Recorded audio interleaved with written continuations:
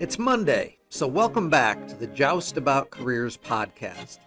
This is the place to learn about careers from the people who are actually in the trenches every day. I'm your host, Brian, and my guest today is Bree McAlister, a Van Buren graduate who is a registered dietitian who currently works as a nutritionist for Community Action Pioneer Valley in Massachusetts. Bree shares how a typical day looks for her, the differences between being a dietitian and a nutritionist, the many career options in this field, and much more. Whether you are interested in a career in dietetics and nutrition or are still exploring your options, I hope that what Bree shares today will help all of you make better career decisions and have fulfilling career journeys. Enjoy the show.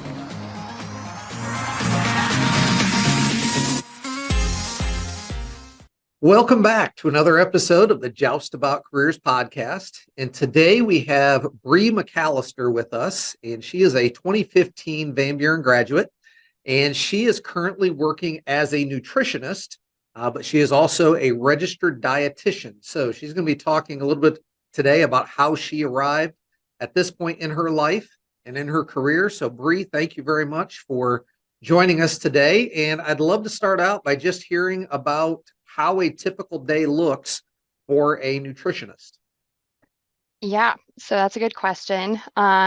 It can range, which is actually a big piece of why I chose the career path I did, because I was interested in so many things, nutrition. For me, my job is through WIC, and so my day can look very different every day. There's not really a structure necessarily. We have like our weekly schedule. I'm in the nutrition clinic, as we call it, once a week at least. Sometimes it's more if I have to cover for someone else who's out. But like a WIC nutritionist is in the nutrition clinic every day. Because I'm a supervisor, my position looks a little different. But yeah, it's counseling parents. That can be moms, dads, grandparents, foster parents, whoever is the primary caregiver of a child. And we talk about nutrition as it relates to like pediatrics, anywhere from 0 to 5. So we're talking about nutrition in infancy and as they grow up. And so for some families, like we get to watch them all grow up, which is fun. We have a couple of staff who've been here for a few decades, so they actually like really have been watching families grow and kids grow up and stuff like that. So yeah, in like an outpatient setting, it's similar, depending on if you have a specialization. Like I have a friend who's a bariatric dietitian, so she's doing counseling for weight loss surgery and that sort of thing. When I was an outpatient dietitian, a lot of it was weight loss as well, but also like GI issues, type 2 diabetes, and some pregnancy as well. So yeah, it really can vary a lot. Right.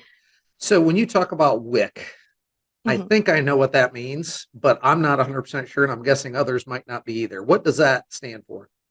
So it stands for Women, Infants, Children, and the full long name of it is the Supplemental Nutrition Assistance Program for Women, Infants, and Children. And although that's what it stands for, like I had mentioned previously, it's not just women. So whoever has the primary guardianship of a child can be eligible for a WIC, depending on the other eligibility criteria, of course. But grandparents, we have some aunts and uncles who have primary custody of a child, foster parents, so dads, moms, anybody. Right. Okay. Yeah. And basically helping those families know how to best provide nutrition to their children, to the family, and help them grow in that way. So comparing that with what you did as a registered dietitian at Trinity Health of New England, is there much difference? Is it mostly just a different name, or were there differences in what you do? Yeah. I definitely have a lot more responsibility at WIC than I did at Trinity. At Trinity, I was the only dietitian in our department, and so I had a supervisor, but I could kind of create my own schedule, and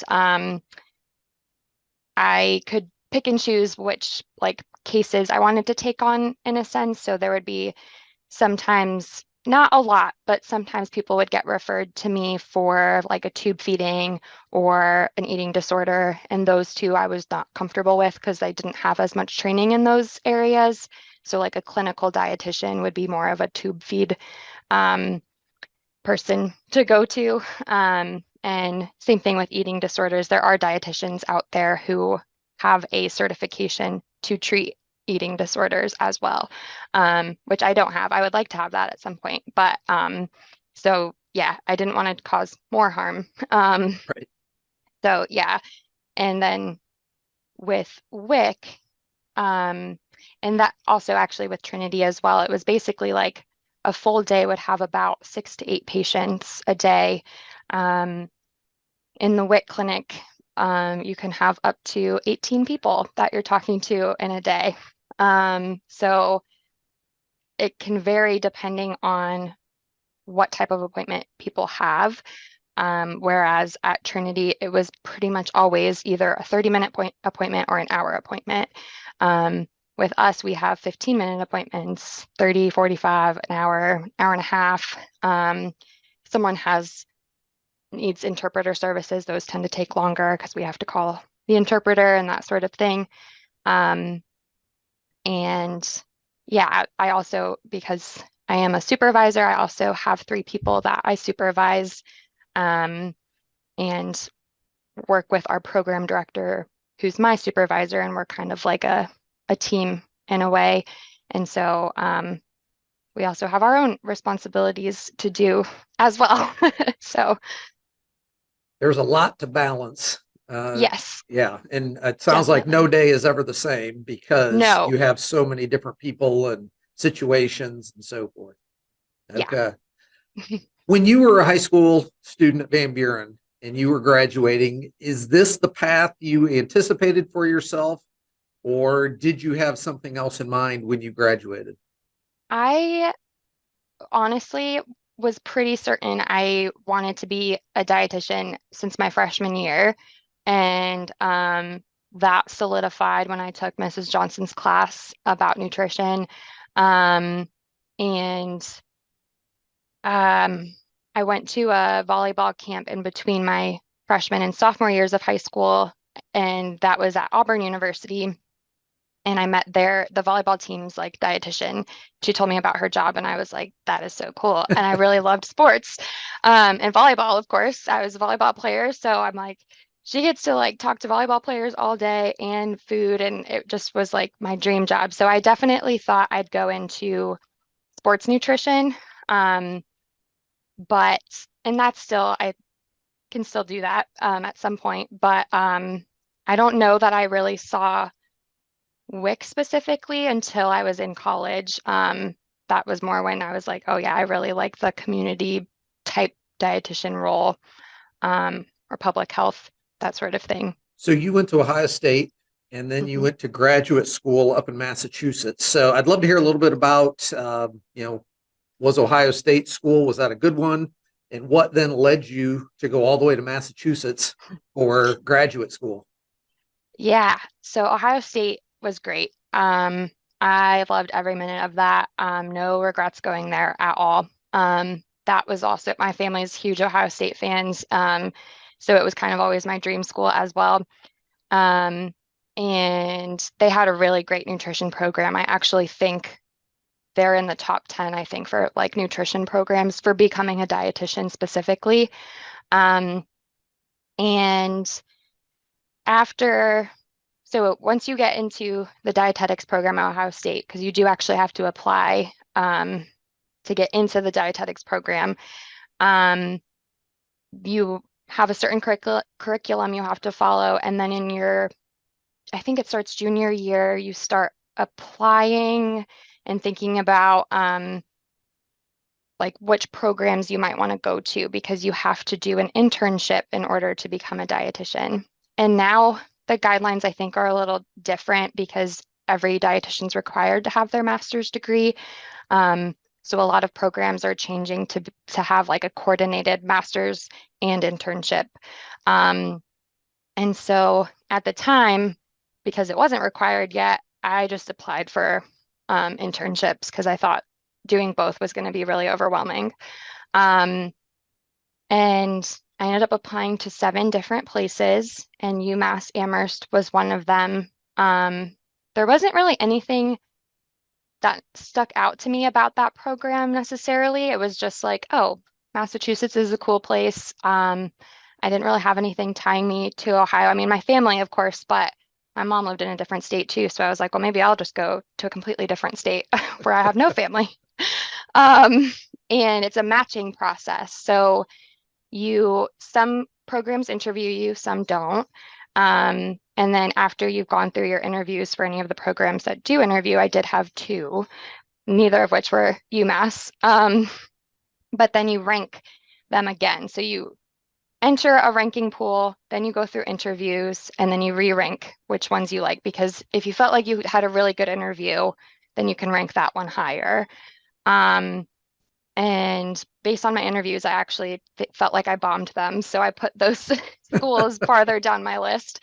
And UMass, I think at the time was like 3 maybe. And based on the ranking system of the programs and what I put, UMass chose me. And so if you get chosen, that's kind of like you can't be chosen to more than one. So that's kind of where you're locked in.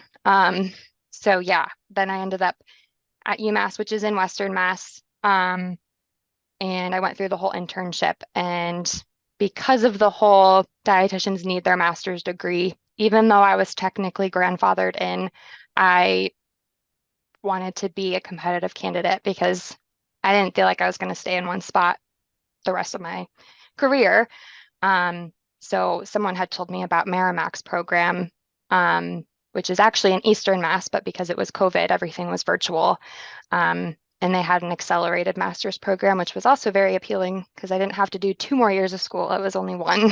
So Oh, wow. yeah, that was nice. I had no idea that this was almost like a draft to get Yeah. into those programs that I had, or in the internships, and then obviously going to Merrimack for the master's degree. So, Yeah. as you think back to 2000 or 2017, so what, 6 years ago now, Hmm. you worked as a nutrition aide at the Heritage here in Findlay. Hmm. And, again, at that point, you were just in college, not anywhere close to where you are today. Is there anything that you learned from that work experience as just an aide that you think has really, you still apply it today and it's really helped you as you've become the nutritionist, registered dietitian, et cetera? A big piece of it was that like the long-term care facility was not a huge I didn't really want to work as a dietitian in a facility like that. So I thought. And then when I did get to work with the people who were living there, they were all very fun and entertaining to just hang out with and talk to. One thing I think that was hard is the dietitian would prescribe their diets essentially. Um, and people would get really frustrated because the nutrition aides were the ones who had to enforce it. So it was like, I'm just the messenger. Right, right, Um, and so that was challenging, but it also just made me think about like a lot of the people were at the end of their life and I just wanted them to enjoy eating. And that's a big, I feel like, message I send to people too, is just like, I don't want people feeling stressed about the foods that they eat or don't eat and restricting themselves too much. And especially in that phase of life, it's like, just let them enjoy their meals. right. Unless it will, like, in certain circumstances, like if someone needed thickened liquids, like that's something different. But Mhm. just being really nitpicky about foods, I was like, this is not how I want to do things as a dietitian. So, Right, right. yeah, And I guess having had grandparents in nursing homes, I guess I've never really thought about who makes those decisions of what yeah, they eat, how they eat it, but that is obviously those are important decisions. So, right. That's Right. very interesting. Hmm. You've also worked as an exercise trainer, obviously dietitian, nutritionist. You mentioned clinical dietitian a little bit ago. If someone was to go into this general field, are there some other areas that might also be open to them in addition to some of these things that you've already done? I guess you also mentioned sports nutritionist. Hmm. Are there other things like that? Oh yeah. There's so much. So my master's degree at Merrimack was in exercise science because for someone who wants to do sports nutrition, having a degree in like kinesiology or even sports nutrition, a lot of colleges are adding on just a sports nutrition path, which is really cool, which I wish Merrimack had just started that. I think the year after I graduated, I'm like, where where was this when I was here? Um, but yeah, there's a lot of different paths you can take, which is something I really like about it. I know someone who is in my internship program works at an eating disorder clinic. Um, and there is a specialization that you can get with that too. I think they changed the acronym now, so I don't remember the like true name that it is, but there are a lot of specializations. So even like sports dietitians, it's called Certified Specialist in Sports Dietetics, so CSSD. A lot of them go that path just to have that extra credential. There are a lot that don't have that though, still. Um, and clinical dietitians tend to work in hospitals. A friend of a friend works at in a NICU, so the neonatal intensive care unit for babies, and she does a lot of the tube feeds for them. Um, the clinical setting is a little intimidating to me personally because of tube feeds. Actually, there's a lot. It's cool in one regard because dietitians in the hospital setting have a lot of respect. So that's really nice.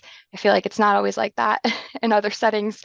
Um, and at WIC, actually, we get a lot of training around infant feeding with like formula feeding and breastfeeding. And there are some dietitians who also have the lactation consultant credential or a lactation counselor, which is what the credential I have is. And so there's just all sorts of different specializations that you can do um, if you want.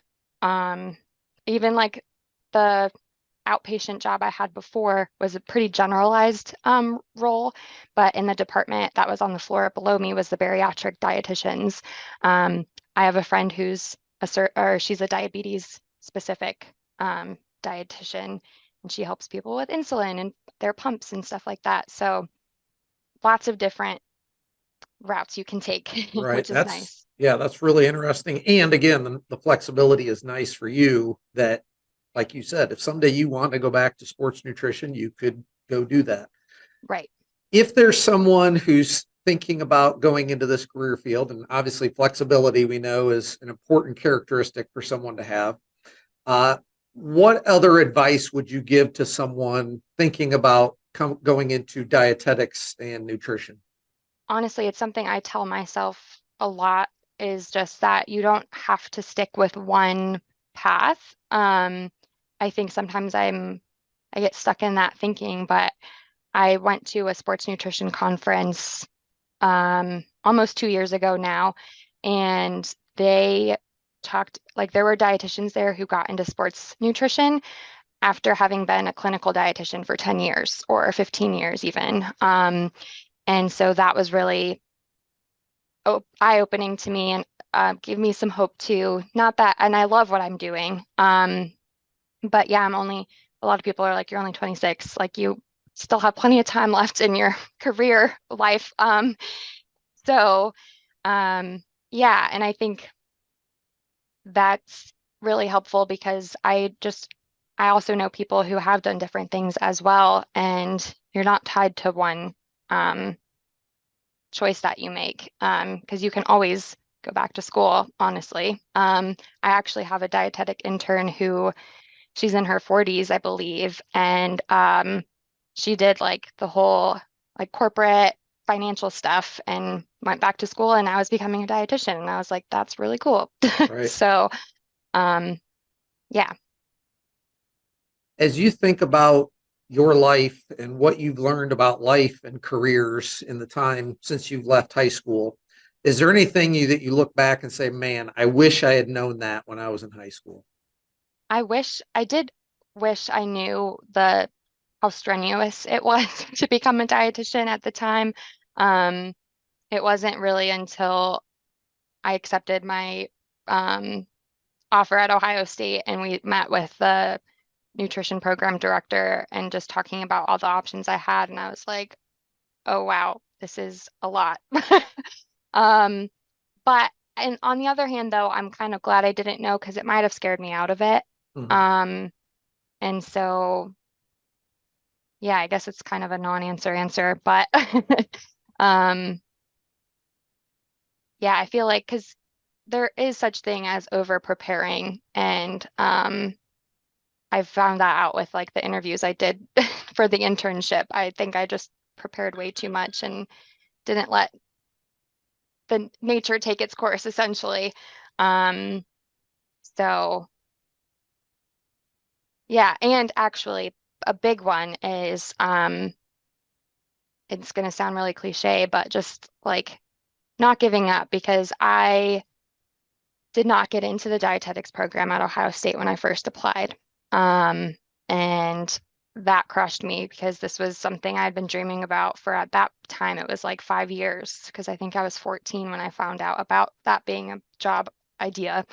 Um, and I just went down this huge rabbit hole of never being a dietitian, and I started looking at other majors I could study instead. And my dad was actually the one who talked me off a ledge and was like, just meet with the people who denied you and figure out what you need to do in order to get in the next time you apply. And that worked wonders. So, yeah, I did have a meeting with them and figured out how to get back on track, and it was really helpful. So, yeah, telling high school Bree that it's not just because something doesn't work out the first time doesn't mean that it's not going to work out ever. So, Right. Yeah. Well, and I think that's great advice for seniors or people of any age, that things are not always going to fall in a perfect linear path and everything goes smoothly. right. There will absolutely be roadblocks, and that's awesome that you were able to overcome that and get into the program and then end up where you are today. So, Hmm. Bree, I really appreciate you sharing all of this. I realize, another professional taking time out of her day to help us and hopefully help some other people. So I greatly appreciate that. And I hope that as you continue down your career journey, you continue to find success. Thank you so much. Thank you for making the Joust About Careers podcast part of your day. I hope you learned valuable information from this career story. And to be sure you don't miss upcoming episodes, please click subscribe on YouTube or your favorite podcast platform so you'll know when the next episode is released. Thank you for spending a portion of your day with me. And as always, come back next week to learn even more just about careers.